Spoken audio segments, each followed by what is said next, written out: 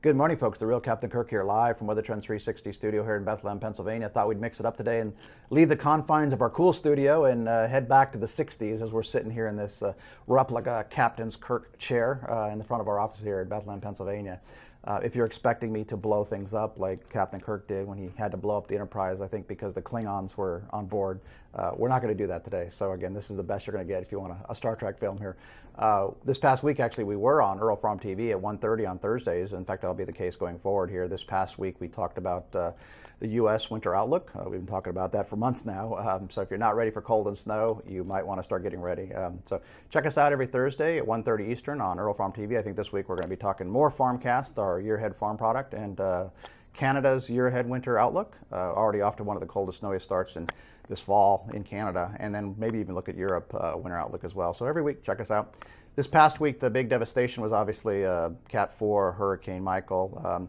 No doubt a $12 billion storm here. This is a before and after photo here. In terms of intensity of winds, it was a top 4 landfalling U.S. hurricane. Number 3 for central pressure, very low barometric pressure on the system. So again, a catastrophic storm to say the least, and the aftershot here is pretty devastating.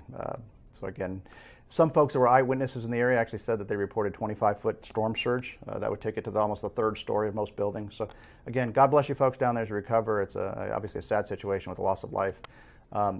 Weather Trends year-ahead forecast actually did pretty well here, both in terms of the number of systems and where they would actually make landfall. We had our red highest risk areas in the Panhandle of Florida and the South Carolina-North Carolina border. Again, this was issued back in April. So again, we're at, according to NOAA, we are now officially at a above average season, obviously. 14 named systems, 7 hurricanes, 2 major hurricanes. Unfortunately, both of those ultimately made landfall in the U.S. And the ACE index, accumulated energy index, is 112. So a pretty above average season, and we still got 6 weeks left to go here. So we don't think we're totally out of the woods yet. This goes through November 30th. We do think we'll pick up another couple names. So Weather Trends forecast here did extremely well. Jumping over to the winter side of the equation here, snowfall. This is North America snowfall's off the charts, most in 52 years. So Alaska, Canada, U.S., the amount of snow cover, again, so far here is about the most in 52 years. Here in the U.S., the snowfall index, the amount of snow that's fallen in the U.S. is the ninth most in 9 years, going back to 2009. What's interesting, if you look at these big years of 2009, 2013, in terms of U.S. snowfall, when you get off to a fast start, guess what? You can probably predict you're going to have a bad winter. So 2009, we had the 6th coldest and 5th snowiest in 30-some years, way above average snowfall ultimately for the season. 2013 was epically cold. Remember polar vortex? We think you're going to hear that again this winter. That was the first coldest in some 30 years, epically cold, and 6th snowiest. So again, that's the kind of winter we're having. If you haven't watched our YouTube videos, check them out because we've been talking about this quite extensively. Snow cover here this morning was pretty epic as well. 16.7 inches of snow cover on the ground. That's off the charts. Normally we'd have about 2.5% snow cover on the ground, normally just in the high mountains, the Rockies. So this is pretty epic to say the least. Again, a sign of things to come. So if you're not ready for a long winter, now would be a good time to go out and get it. We're really highly confident on a pretty coldest, snowiest winter in 5 years. Looking at this week, again, the U.S., coldest in 9 years. Again, it's telling us something back to 2009. Most of that cold's in the deep south, Texas. Sorry for blocking Texas here. Texas and that conveyor belt, kind of an El Nino, central-based weak El Nino signature of that conveyor belt of moisture across the deep south. Very stormy potentially this winter across the south in Florida.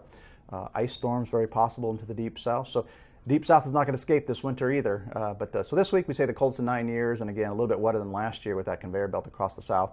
Looking at next week, again, coldest in 9 years, going from the southwest into the northeast. We may actually get our first taste of snow here in the higher mountains of New England here later next week as well. So again, you see all that moisture in Florida. Again, kind of a sign of a typical central-based El Nino. Looking at the weather pattern here across the world, we see, again, cold here in the east, warming up in the Pacific Northwest. Europe is actually pretty hot right now, but there's a big cold blast. We actually had the remnants of, actually, it wasn't the remnants, it was Hurricane Leslie that had been spinning in the Atlantic for over a month. Finally made landfall in Portugal with supposedly 110-mile-per-hour sustained winds. So it was pretty devastating, wind gust actually, in Portugal. So they had pretty significant damage. Rare for Portugal to get that kind of a hurricane.